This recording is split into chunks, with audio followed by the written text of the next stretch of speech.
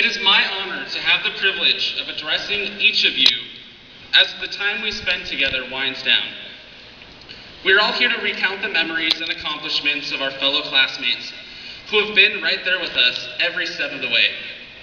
Through the highest of highs and the lowest of lows, the graduating seniors have stuck through it together and have made their way to the White River Amphitheater tonight in our 245 maroon robes. Overall, it was a pretty good year to be a senior, to say the least. Who can forget our entire week-long Thanksgiving vacation? As generous as the snow was, it seemingly forgot that we are legally obligated to be at the school for X number of days per year. Thank you, snow, for the Saturday school. Not only that, we got to see one of the most influential and selfless teachers finally receive the Meisenbach Award. Miss Fugit, you will always be the scarlet to our letter. And most of all, we had the pleasure of being treated with the musical stylings of one Rebecca Black, whose song is both enlightening and deep any day of the week. Also, Antoine Dodson. Hide your kids, hide your wives.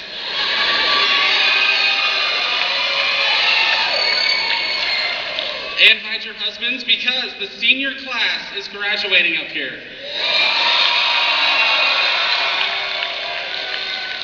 And dare I forget, the one, the only, Flint Flossie. To which I made a Build-A-Bear of for my 18th birthday.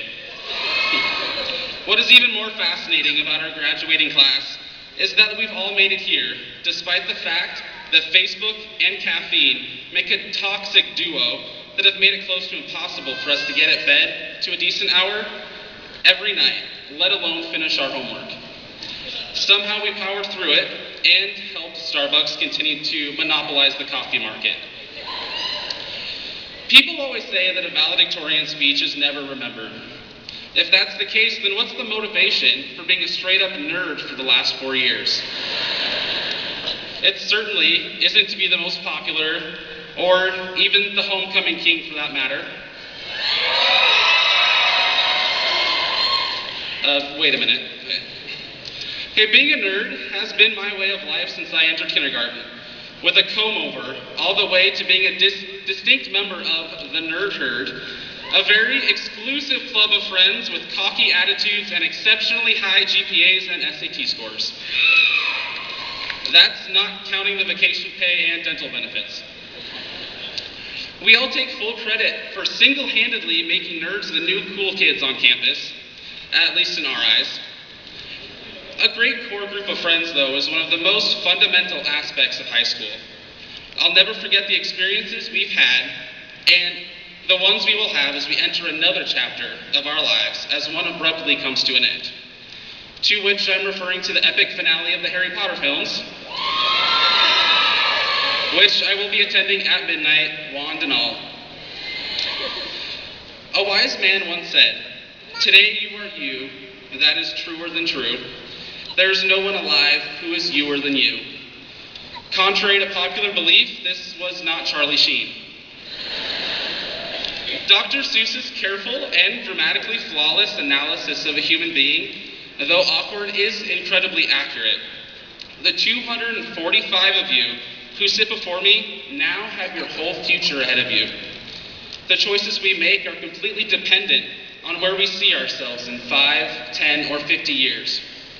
We will not be given the advice of the teachers or parents to consider the same way again, even though for some of us independent teenagers, that shouldn't be too much of a stretch. The students in our class have huge dreams. We've got some future environmental scientists, dental hygienists, state patrol officers, psychiatrists, chefs, doctors, musicians, photographers, and writers, each going off into separate career paths where ease is never guaranteed. Dr. Seuss didn't prepare us for this, Sam I Am. For the last 2,340 school days, give or take the occasional mental health day, or the notes for the all-day doctor's appointments, which the office secretaries caught on a long time ago too, We've been going through the motions of a normal high school student. We are now on our way to becoming the teachers for the younger generations. So here's some advice from yours truly and by some of the graduating and graduated seniors for the ones who will be in your shoes next year. Number 1, embrace school spirit by Rebecca Goner. Because who doesn't love to come to school dressed up like a crazed maniac and still be socially acceptable? Number 2, don't overload yourself as a senior. You will be swamped. Eric Anderson. By the time graduation rolls around, your yearbook photo will be unrecognizable. It'll look like Senior Citizen Day wasn't just a spirit day. And last but not least, number 3, all the stupid things you did, all the people you were hurt or hurt by, every friend you secretly couldn't stand, they don't matter anymore. After high school, anything you want to go away can be gone forever. Franny Nunn. You have the choice to start over in college or wherever your future takes you. Use high school as the ultimate stepping stone in your life. The rest of your time on earth begins right here, right now. Take full advantage of it. A few weeks ago, when I was given the task to address all of you as the valedictorian, I was lost as to what I could even start to discuss. Not until last night did I feel as though I had the final speech that was ready to be broadcasted to my best friends, their friends, parents, and relatives. Standing here right now, I feel like I've got it right, even though I'm not singing my speech or using impeccable humor, which seems to be the kind that get the most YouTube views. I've never been one to believe in fortune cookie fortunes. The same can be said for the one that I had the pleasure or the saddening displeasure of receiving just last night. The exact fortune stated, all things have an end. As we realized yesterday at 2:05, and as we witness the end of a tremendous journey right now, initially we can't help but to believe what it says. However, make tonight the beginning of something new. There's no other possible way to live your life without turning a new leaf, especially when the opportunity is sitting right in front of you now. There was no other proper way to close my commencement address except with a huge congratulations to the graduating class of 2011. It is incredible how fast 4 years, and even 13 years for that matter, can fly by. I can speak for all of us in saying that hearing that exact cliche as a freshman was unbelievable. But as we gather here now, with some of the best and the worst years behind us, we have no choice but to believe it.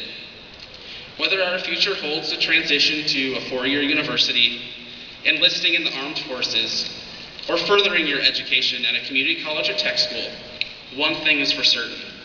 The past has had an enormous influence on where you all are right now. The hard work each of us has put forth, juggling classwork, jobs, and life at home are all key components in receiving these diplomas tonight.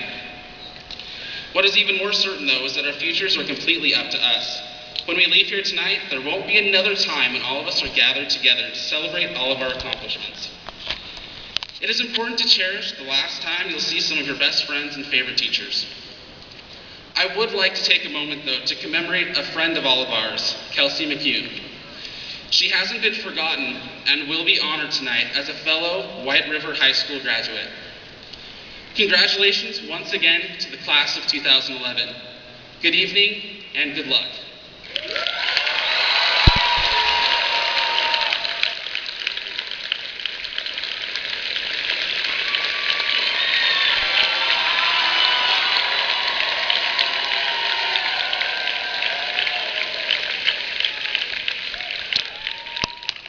Thank you, Michael.